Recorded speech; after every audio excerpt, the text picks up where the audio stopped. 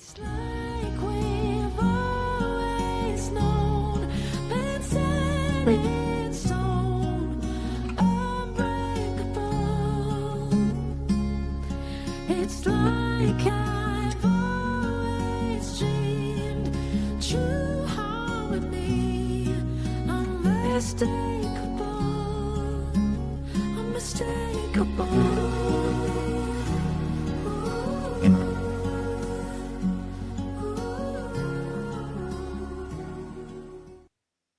Hi guys, welcome back to the House of H.E.R podcast, the home of helping women becoming the most healed, empowered, rich version of themselves. Tonight I'm joined by a very special guest and very special person to me. But before I introduce her, I just want to read a quick trigger warning. So in this episode, we talk about domestic abuse and the lasting emotional effects it can have. The conversations are shared to raise awareness and help others feel less alone, but this may be distressing for some listeners. Please take care of yourself while listening and do whatever you need to do to feel supported.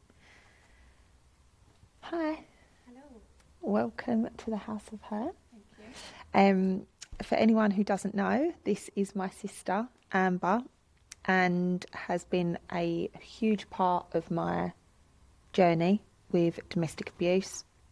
So I thought it was really important to bring her on for this episode to not only talk about how this and situation and these relationships can not only affect the victim but also their wider family, but also to help shed some light on how, as a relative or a friend, you can support someone going through it, or how you can help them. And there is no right or wrong way, but just kind of from your point of view, the things we've learned through our journey may help someone else. Yeah. So we've always been super close. Yeah.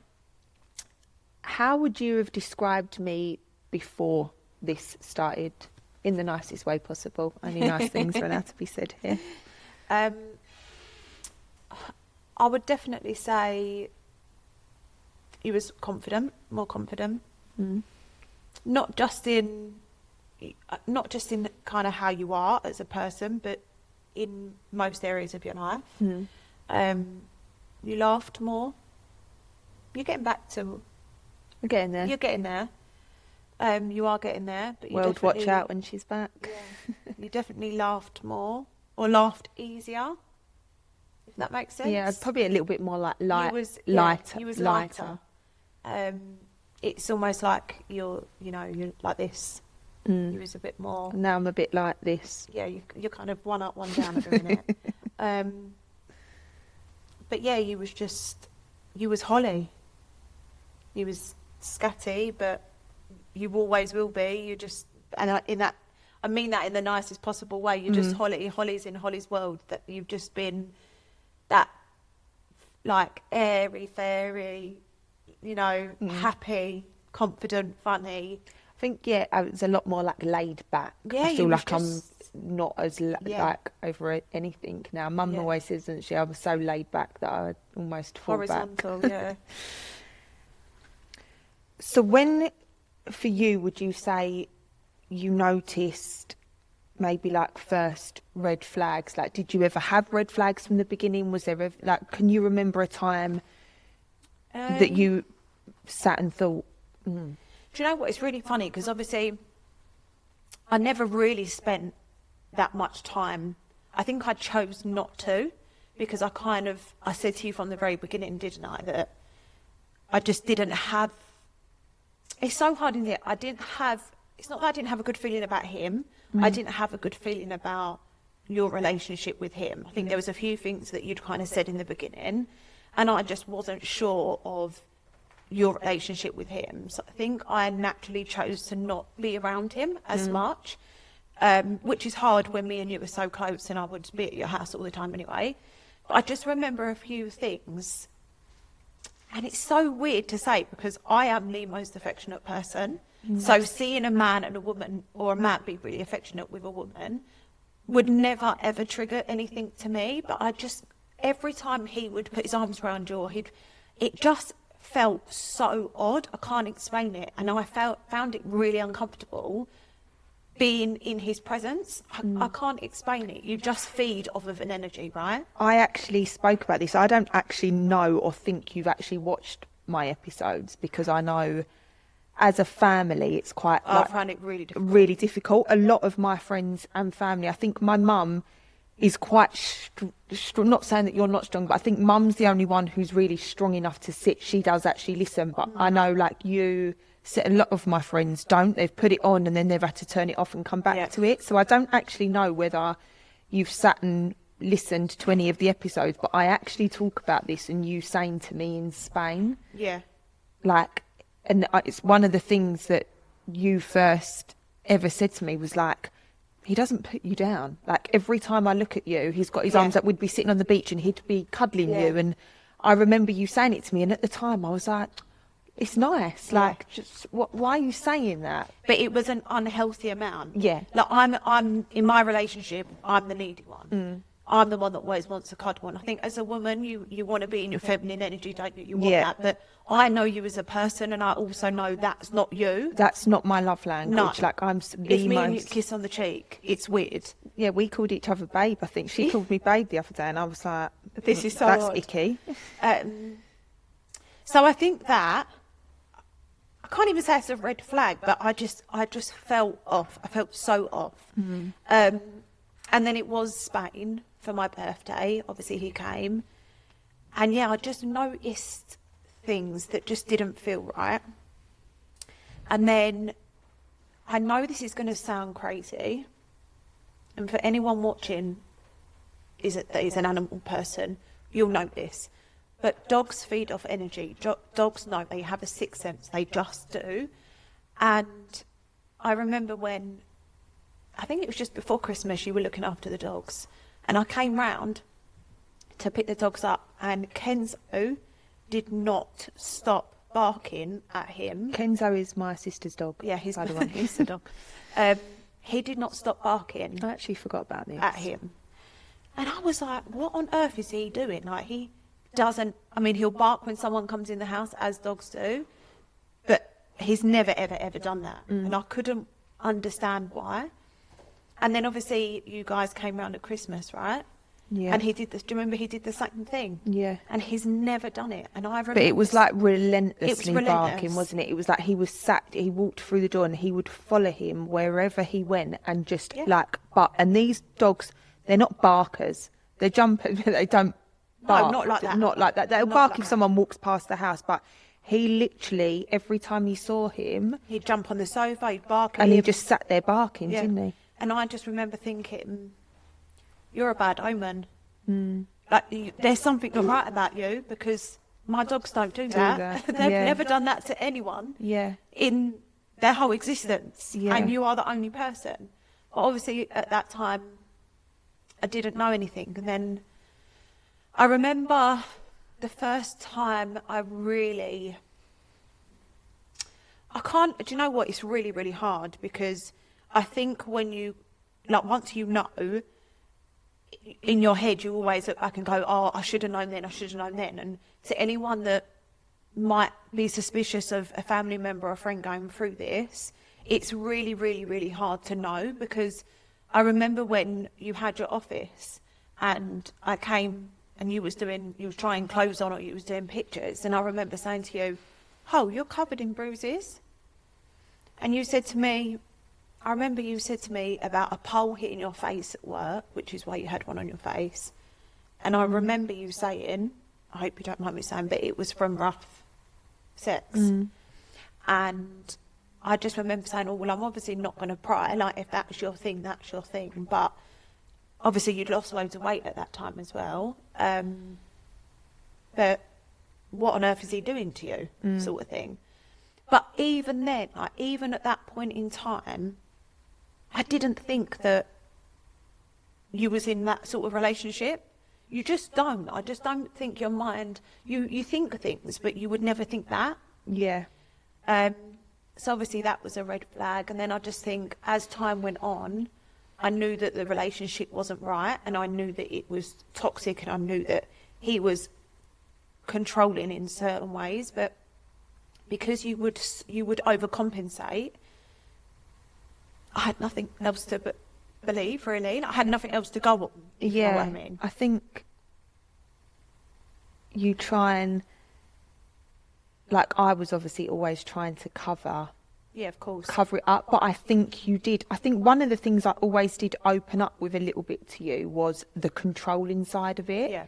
Like, I think, And the arguments. and the arguments, because I would ring and it would almost be like I needed to know, am I going insane? And But you know, you'd only tell me parts. but one of the things that you are always very good at, and which is what I was thinking, which is why I always opened up to you, was because you, like, Amber is very good at, she's that one person in my life, if I am wrong, Yeah. will tell me I'm wrong. She's not, you know, like sometimes you can go to friends or you can, you know, go and you have the conversation and they'll tell you what you want to hear. You know, they'll side with you because that's your friend or whatever. Whereas you're not like that, which sometimes I hate at the time, but it's a good. So I always know when I go to you that you will give me. So whenever I was saying something, and I mean, as the months were going on, it was getting more like, oh, this is not normal. Like, this is not okay. Yeah.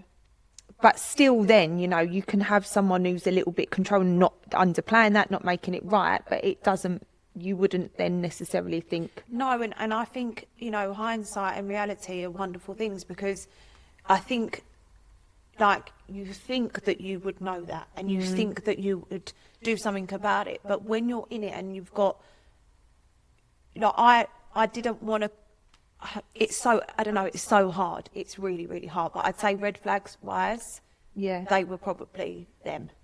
Would you say, like, did you start to see, like, personality? Like, when did you start? So obviously there was a couple of times, I actually remember the time in the kitchen you was doing my hair and you saw the bruises. I think I had one there and on there. And I remember saying to you, oh, a pole fell on me at the market. And I do remember a couple of conversations of, like, obviously at the time I'd lost loads of weight, and I remember you saying to me, you are a bag of nerves. Yeah. Like, when do you think, like, did you start to see those, like, like, what was the main personality changes maybe that you saw in me? When you started distancing yourself. Yeah, because this, I think, is a really good thing. So sometimes, like, maybe for people listening and stuff, like, you know, bruises and stuff can sometimes be hidden, but maybe, like, the personality changes are things to... Yeah, I definitely think I noticed the patterns started to show when you didn't have the kids. And you would be very as you were when, you know, in the week when you had the kids and you was in mum mode. But it was like as soon as you didn't have the kids or you'd have a night with him, you'd just go quiet and you'd just go silent. And that we speak to each other 35,000 times a day, and that's before 10 o'clock in the morning. Yeah. You know, like we've just, and with mum and dad, you know, that's just how we've always been. Yeah. And I started to notice that your pattern was when you was with him, you'd go quiet. Yeah. Or you'd say, I'm not going to be on my phone tonight. And it was like, well, why? Yeah, because I'm... You know, like why? And I think we noticed as well that, you know, listen, you're terrible with your phone. I don't think that's something that is ever going to change, but you was even worse. Yeah. Like, you know, and I think it was that for me was the biggest thing, but also you were just a bag of nerves. It was like you, and I think I've only realised it now, like looking back. Yeah. It was like you was constantly looking over your shoulder. You couldn't do anything. It was just, yeah, you just went from being this like laugh a lot Holly who you could laugh and joke with to someone that just barely smiled. Yeah. Yeah, I think the phone thing's like a massive one, because I think the distance thing for me as well, and the further I felt like I went into the relationship, the more, number one, because when I was with him, I couldn't be on my phone. Like, I remember actually one of the times that it got violent was when you FaceTimed me, I think in Spain, do you remember?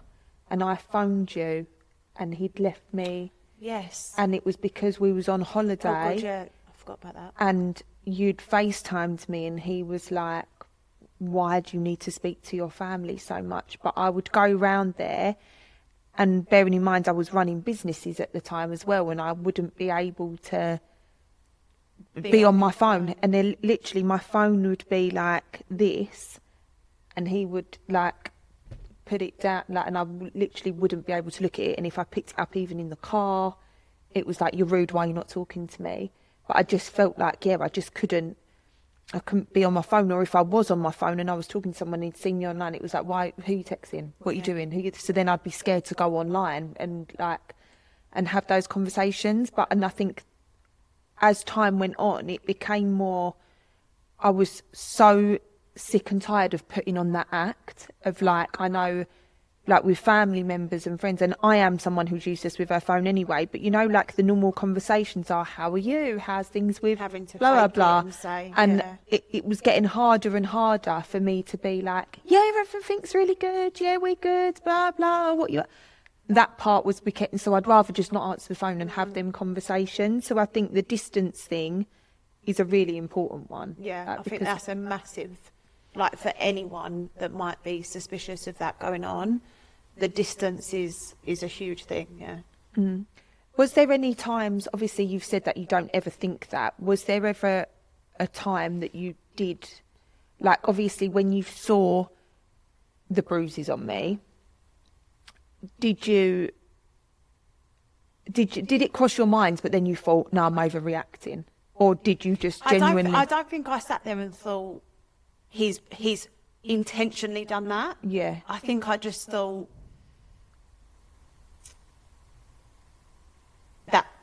that's weird that he would cause that from rough sex. Yeah. But I didn't, and I'll be honest, I didn't ever sit there. But maybe it's my nature because I think so good of everyone that yeah. I never would expect that to be the case. Yeah. I think when you was in Spain that time, and I remember you ringing me sobbing, it was about 11 o'clock at night, 10, 11 o'clock Yeah, at it night. was late. And I was obviously sitting with my partner, and he was hysterical. And even he was like, what on earth? And you was like, you couldn't breathe down the phone. And then I didn't hear anything. And then I just remember thinking, something's not right. Something isn't right here. Like, it isn't right. And I think that was that in the April or the May? No, yeah, May. That was May, wasn't it? And then, I mean, we're probably going to get onto this. that. So obviously we've spoken about like, watching me become someone different. Did you feel, because it can be quite hard, and I think a lot of people that have probably got family and friends going through it, and I think something that is so, you know, the message that I want to get across with you is being torn in between wanting to protect someone that you know is going through it, and probably, you know, there was times later on that we will get to when I want you to go back, and also not wanting to push them away. And I think this is a really hard bit of this kind of situation because, well, I'll let you answer it first, and then So do you want me to answer it once I knew what had happened, or while you was... Yeah, was there times when obviously like the controlling side of it was still pretty bad? You could see me changing as a person. Like, it must be really hard. Well, it's like any situation, isn't it? Like when you've got someone opening up to you, but you know that they need to get away from that person. And this is obviously before I knew about any of the physical stuff or anything like that. I know I would say to you, know, in the nicest way possible, like, this isn't right. Like, this is not good for your mental health. This is not good for, this isn't right. It doesn't make sense. And I actually remember saying to you, Holes, it seems like the only time you're happy or he's happy is when you're at home together. There's no other time when he's happy. Yeah. It doesn't make sense to me. I can't understand it. Yeah. At your age with children, it was like you wasn't allowed to be a mum. Yeah. If you was a mum and spent too much time with your children, you was putting him at the bottom of the pecking order. Like, there were so many things, and it's really hard when you can see someone changing and you can see someone going through that. especially when it's someone as close to you, like your sister or a family member, and saying leave them, but then also worrying that the more you tell someone to do something and the more you tell someone to leave someone that they clearly don't want to leave, you're pushing them away. Right. And it's to find that boundary Balance. and that balance of being a shoulder to cry on and being someone that they can go to and open up to, because I found that as time went on, you spoke to me less and less. Yeah, I think because it's natural, and anyone in that kind of, even in normal arguments, I feel like it's really difficult, isn't it? Because I feel like in any relationship you argue, and You don't want to be judged. you don't want to, number one, you don't want to be judged, and number two, I think you don't want to, you kind of know you're not going to leave. Like, I was so dependent at that point, I didn't think I was leaving. Leaving him, yeah. So you don't want your family and your friends to have, like, you go and then tell, and then you end up making up with them, and then you're back with them, and you don't want them to And then everyone around them hates negatively, them, yeah, have that.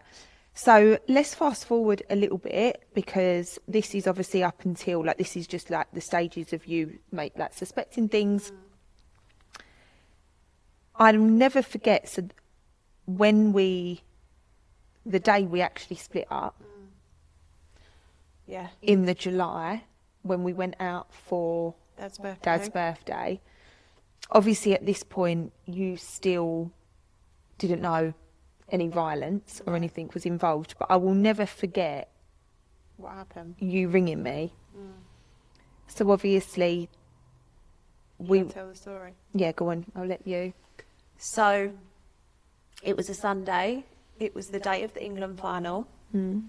We was going out. My partner was away, and it was about half. Oh my God, are you going to talk about the police Yeah. knocking at the door? Oh Yeah. my God, I completely see, this is what I mean, I forget about these Yeah, things. yeah. Yes, oh my God, I forgot that actually happened before Yeah. that day, yes. No, that was the same day. Yeah, but I was going to talk about when you rung me when we left, and you was like, you sort of Oh yeah, yeah, yeah. that, but I Yeah, forgot so, this part. Oh my God, see, I just forget so much. So yeah, it was about 9:30. I was in my dressing gown, and a knock at the door. And I mean, where we lived, we never really had anyone knock at the door unless it was a delivery driver. And I remember walking to it was kind of a bit of frosted glass, and I remember looking, thinking, "Is that a police officer?"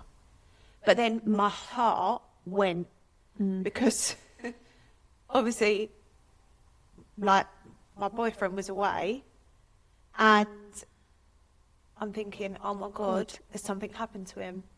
And then literally I remember my adrenaline just went through my body, my legs were shaking. It's making me go, look at all the hairs. Yeah, and I opened the door, and he was like, "Are you Amber Dowdy?" And I said, "Yeah." He said, "Can I come in?" And I was like, "No." It was a police officer on his arm. I mean, it could have been anyone. Do you know what I mean? These days, you just don't know. And he was like, "Do you live here with your partner?" And I was like, "Yeah." And I thought, "Oh my God, what on earth's happened? What's happened to him? What's happened to him?" And he was like, "It's probably better." And I said, "No, I don't feel comfortable with letting you in right now. Can you just tell me why you're here?" And he was like, "Well, we're here on a domestic abuse report." And I was like, "Huh?" So I think initially I felt relieved, because I was like, "Okay, well, he's all right. He's on all right, holiday. yeah. He's still alive." And I was like, "I'm really sorry. I think you've got You the wrong." must have thought I at was that like, point you've got the wrong, yeah. house. And he said, "Well, I'm really sorry, but the name we have is Amber Dowdy." And he said, "But we've got it off the back of a car registration." And I was like, "My sister drives my car." And he was like, "Right." Oh no, sorry, before that, he said it was an incident that happened on the 26th of June.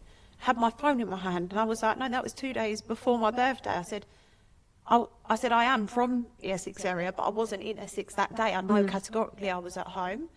And I said, "Can I ask, has someone given my name in?" And he said, "No, it's off the back of a car registration." I said, "Oh, well, my sister lives in the area and she drives my car." And he was like, "Right, okay." So I said, "Well, I'll call her." He said, No, we really don't advise you to do so, because if she is in a..." And I was like, "My sister's not in a domestic violent relationship." Anyway, he was like, "Look, we recommend that you don't. We'll get someone to go out to her, blah, blah, blah." Obviously, I called you straight away. and was like, "Oh, do you want to tell me?" Oh no, I said, "You didn't. Are you with him?" And he was like, "No, he's gone to the shops." And I said, "Do you want to tell me why a police officer has just been at my door on a domestic abuse?" And I feel like that at that moment, that conversation with you, Because I think I knew. they did say to you, didn't they, what had happened, that it was they'd seen in a shopping centre and a security guard had reported. They didn't say. They said a member of the public phoned the member of the public had followed you back to the car, and the only thing they could get was the number plate. And obviously, by the time the police had arrived there, you had gone. Yeah. And I remember you saying to me, "I've already spoken to the police about it. It's all sorted." And I said, "Well, do you want to tell me what it is? Because I've just had them at my door." And you was like, "It was just an argument. And I just remember saying to Holly, a member of the public would not call the police on the back of an argument. People argue in public all the time. A member of the public are only going to call the police if they fear for your safety and if they think that something bad is going to happen." And I just remember you kept saying, "No, it's fine." And I still have the message on my phone of you messaging me afterwards saying, "Amber, I promise you, we're in the best position we've ever been in. We're in the best place." But I knew at that point in time, something had happened. Something wasn't right. And then, you know, when you naturally, like, I instantly had guilt because I was like, "Oh my God, all of those signs, like the bruising, like it all kind of made sense." Oh my God. Okay. Yeah. And I just remember that feeling, thinking, "Oh my God, how have I not, like, all of those signs? How did I not do anything, say anything, act on anything? Like, this is just..." And I remember ringing a mutual friend, and I just remember saying, "You need to be honest with me right now. You need to tell me right now, has Holly ever mentioned to you about physical violence?" And it just went quiet. And that was all I needed to know. And she got really upset and was just like, "I've sworn to secrecy." I said, "Respectfully, there's no secrecy here. Like, this is a serious, serious situation." And she'd obviously told me about a situation that happened. And I just remember then going to the restaurant and having to sit across the table with him. I just remember thinking, I actually don't know how I'm sitting here. I actually do not know how I'm sitting here. And you hadn't confirmed or denied anything at that point. I didn't know that this conversation, that you'd actually even rung anyone at this point. But I remember, I think I spoke about it on another episode of him kicking off because my son's dad was in the restaurant, and obviously, number one, we'd had a big argument before we left because I was going out in a dress. Then it was because I'd said hello to him, but I'd never forget me and him went outside at the end and he was grilling me. And then we had separate cars that day, me and him. We drove back to mine and you rung me and you said his eyes... Oh yeah, it was the scariest thing I think I'd ever seen. Like, you was just like, I've never seen... Well, you went outside, didn't you? And I was holding Georgie. And I just remember looking at him and it was like he was possessed. Like, it was like I could see the smoke coming out of his ears and he was looking through me. He wasn't looking at me, he was looking completely through me. And I just remember thinking, thank God you're in a separate car to him so that I can ring you. But I just remember saying, you have to leave that man. Yeah. You have to leave him. Like, this is not a thing, you know, you can't. Yeah. But at this point, you'd still not said anything to me No. about, obviously I knew about the phone call, but that you'd spoke to anyone. No. And then that was the night, well, we split up. Like, Yeah. we had that thing, Jensen nearly walked through the door and he left, and that was kind of it. And I was... Well, that was the start of everything, wasn't it? That was, the straw. And then I think it started coming out, didn't it, from then on? And I think you had a deeper conversation with a mutual friend who then, once I'd opened up a little bit more as time had gone along... Well, I just remember being away I was away in the August. So obviously this had happened in the July, and then I went away in the August, and it was said friend who called me or messaged me and said, because I think at this point, because it took me quite a while, I think her partner had been told by him that he'd been a bit handsy. Yeah. And actually, when she was asking me, I was like, I don't want to talk about it. I don't want to talk about it. And then I got to a point and I couldn't not anymore. But even then, even from the things that she had told me that you'd said, it still wasn't everything. No. It was like you were still holding back. Yeah. But So I think much. once, and then I think she said to me, by the way, I've told your sister. Yeah. Yeah, and that was it. I just remember thinking, I think I spoke to his family. I think I just went all guns blazing because I was just like, but I think the worst part about it, and the thing is in these situations, no feeling that a family member or a friend feels when you know will ever compare to how you would ever feel. And it's really hard in those situations to not make it about you, had to make it about me. But I think the one thing, and I really, really try not to, is the guilt of not that I thought something was happening, but not acting on situations sooner.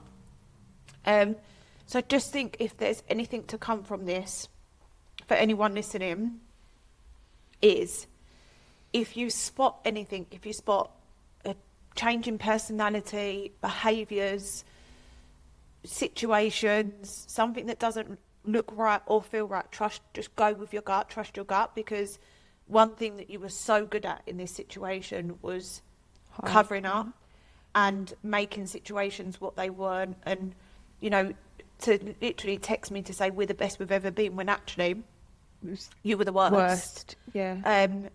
I think it's also, it's really hard in those situations because what can happen is you can end up pushing someone closer, because what I've learned through this whole situation, what we've learned, is they want you to be alienated, because you would think that knowing how close our family is, knowing that we are part of a friendship group, that you would never do that because I'm going to tell people.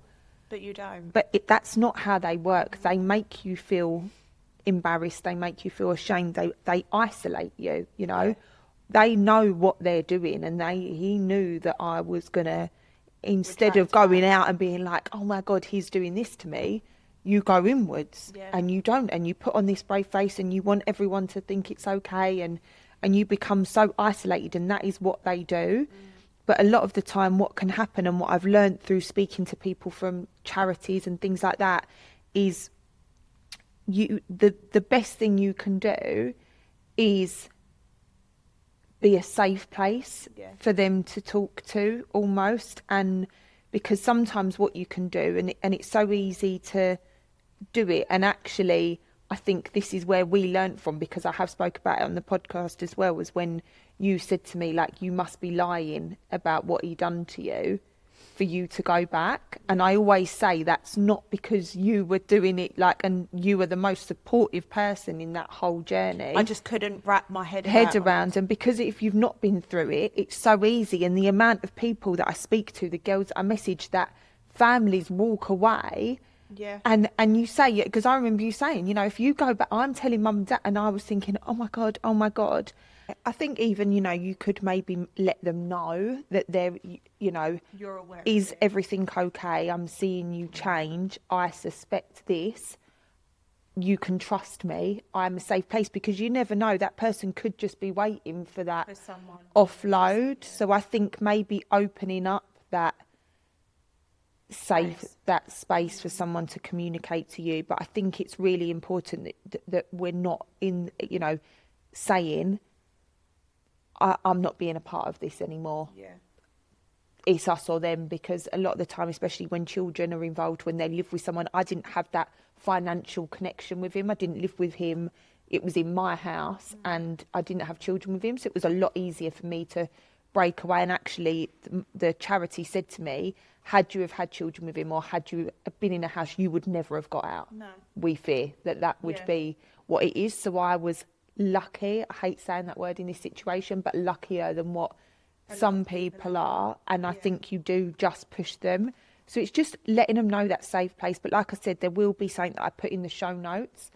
I think it's also probably really important if you are someone who takes it on, therapy for you as a sister, I think is, you know, because even in the court, the judge said it's not just the victim it affects, it's the whole family. And I think it's impacted us hugely as a family, Yeah, you know. absolutely. Yeah, 100%. And I think, like what you said, offering that safe space, because I think in day-to-day life, when a friend or a family member is having an argument or they're in this toxic relationship, and every week or every couple of weeks they're ringing you and telling you about an argument or telling you, I almost feel like that was probably your way of trying to tell me. Yeah. And it's like, you know, you can't, it's so easy as a human being to go, oh, I've had enough. They keep moaning about this, they're moaning about They're that, not they're changing doing it, they're anything not about staying it. with them. But actually, knowing this now, my outlook on things has Have massively changed, yeah. because you just don't know what someone is going through, and you just don't know what that conversation means to them or what they're trying to tell you. So I think it is just being a little bit more patient and just just offering that support. And safe place. Wow, I don't think we've ever sat and spoke like that about it ever. It's not easy, but it's I think it is really important for because I think it does, and I think it's so overlooked, you know. And I think knowing for people, I just think it's a really important thing to understand how to cope with it and how to best and there's support. no right way.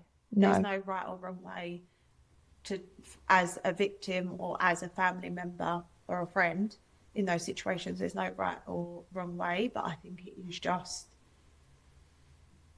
Trust your gut. Trust your gut and just Be a safe place. 100%. And support. Yeah. Well, thank you for coming on. Thank you. Thank you for supporting me. I love you. I love you too. And that is that for this episode. Thank you so much for tuning in. In the show notes, I will put links to Women's Aid websites and some support links for you if you have been affected or can relate to anything in this episode. And we'll see you in the next. Thank you.